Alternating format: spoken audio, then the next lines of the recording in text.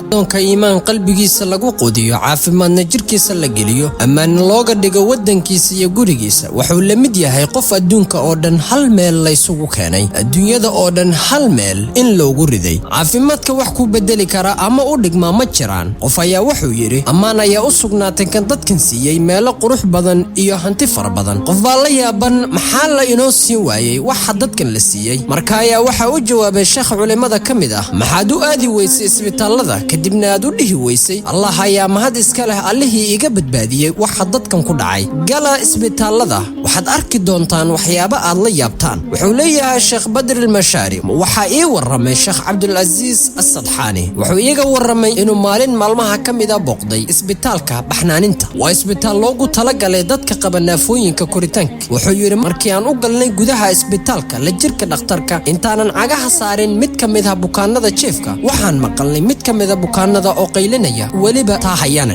markii aan soo galnay qayladii way sii korodhay marka waxaan weydiiyay dhakhtarka waa maxay cudurka bukaankan uu leeyahay wuxuu ku jawaabay wuxuu dhaawac ku leeyahay marinka caloosha nidaamkiisa dheefshiidku ma burburin karo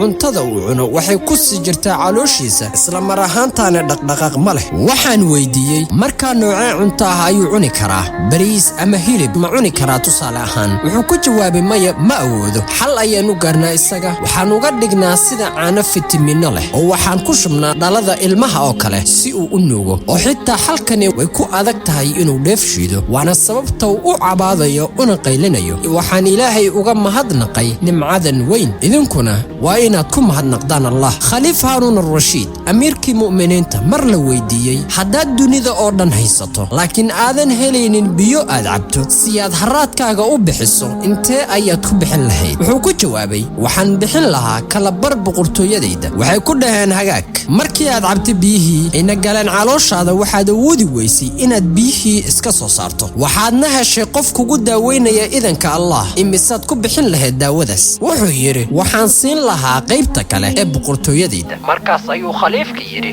wanaag kuma jiro boqortooyo badhkeed lagu bixiyay cabitaan badhkii kalena lagu bixiyay halkii lagu qubi lahaa